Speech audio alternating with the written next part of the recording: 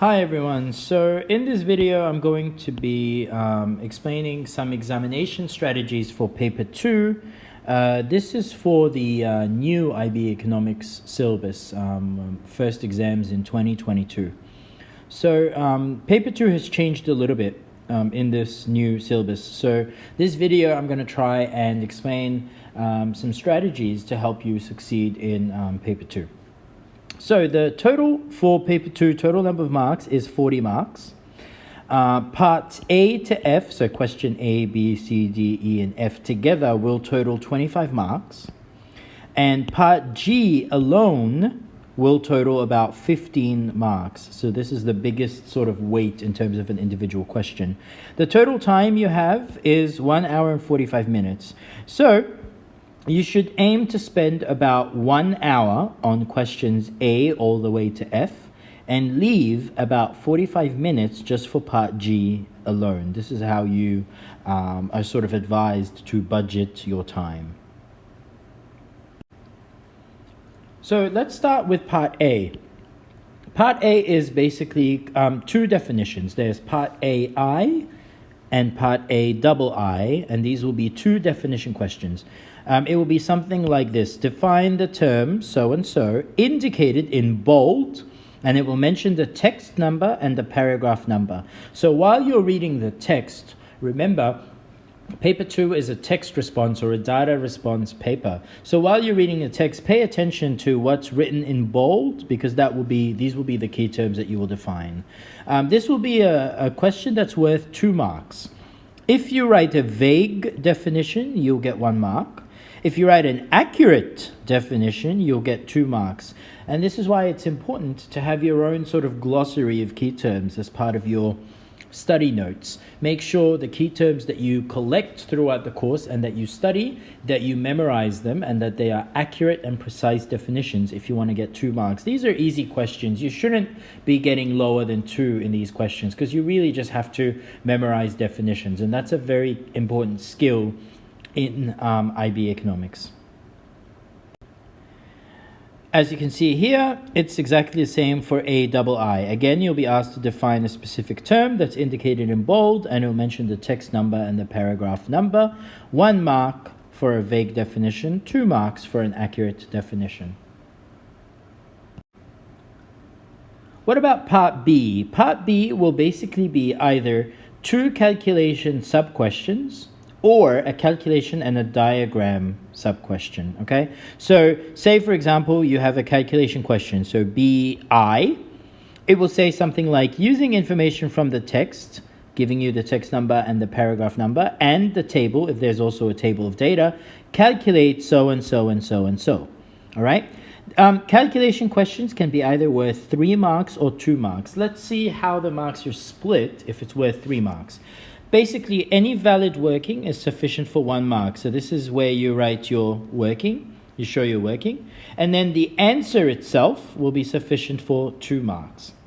The mark scheme often gives a number of choices of answers based on the decimal points, based on the scientific notation. Like, are you going to write, let's just say the answer is 8 million. Are you going to write the number 8 and then $1 million, or are you going to actually write all? So this is what it means. But basically, if the calculation question is worth 3 marks, we'll have 1 mark for your working to show the steps you're working, and about 2 marks for the final answer. Make sure you show all your working. It's important to write in detail all your working. Now, say, for example, part BI is a diagram question. It'll be something like this: draw a something, something, something diagram. It could say draw a demand and supply diagram, or draw a market failure diagram to show how blah, blah, blah, blah, blah. Again, it will mention the text number and the paragraph number. This question will often be worth 2 marks.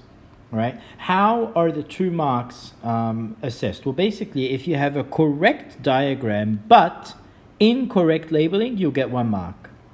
If you have a correct diagram and correct labeling, you'll get 2 marks. Notice, both levels you have to have a correct diagram. Obviously, if you have an incorrect diagram, altogether, it'll be worth 0 marks. So make sure your diagrams are accurate and correct, and that they are correctly labeled. Or double I could also be a calculation question that's worth 2 marks. It could be something like using information from the table, mentioning the table number, calculate the, blah, blah, blah, blah, blah. Again, if it's worth 2 marks, your working will be worth 1 mark. So any valid working is sufficient for 1 mark. And the final answer itself will be worth 1 mark. Remember to show your working, because without working, you will only get 1 out of the 2 marks. So make sure you show all your working and all the steps that you took to arrive to that answer. Now, you could also have a part B double I question that is worth 3 marks, asking you to draw a diagram. So a question like, draw a so-and-so diagram, demand and supply, market failure diagram, whatever, showing the so-and-so and so. Again, referring to the text number and the paragraph number. What about a diagram question in part B that's worth 3 marks? How is this going to be assessed? Well, there's level 1, level 2, level 3. Level 1 is worth 1 mark, level 2, 2 marks, level 3, 3 marks. If your diagram is partially correct, so there is a partially correct diagram but incorrect labeling, you will get 1 mark. If there's a partially correct diagram and correct labeling, you will get 2 marks. If there's both a correct diagram and correct labeling, you will get 3 marks, which is why it's very important to make sure your diagram is correct and your labeling is also correct, both the diagram and the labeling. Now, parts C, D, E, and F. These 4 parts are similar in terms of their mark scheme and examination strategies. These are questions that will ask you to draw a diagram and write an explanation. And they will all be worth 4 marks. So part C, D, E, and F will be worth 4 marks each. You'll be required to draw a diagram and write an explanation. It will specify what sort of diagram you should draw. So it might say using a demand and supply diagram, or using an exchange rates diagram, or using a market failure diagram, or using an ADAS, a new classical ADAS diagram. It will specify, explain how so and so and so, and then it will refer to the text number and the paragraph number. So how are these 4 marks assessed? Well, basically there's level 1 and level 2. Level 1, if there is a correct diagram or an accurate written response, you will get between 1 and 2 marks on level 1. If there's both a correct diagram and an accurate written response, you will get between 3 to 4 marks on level 2. So make sure that your diagram is correct and that it's correctly and accurately labeled, and make sure that your written response is accurate, and in your written response make sure you're explaining the diagram, whatever curves are shifting or moving and so on. Make sure your written response matches the diagram that you've drawn and isn't completely unrelated from the diagram.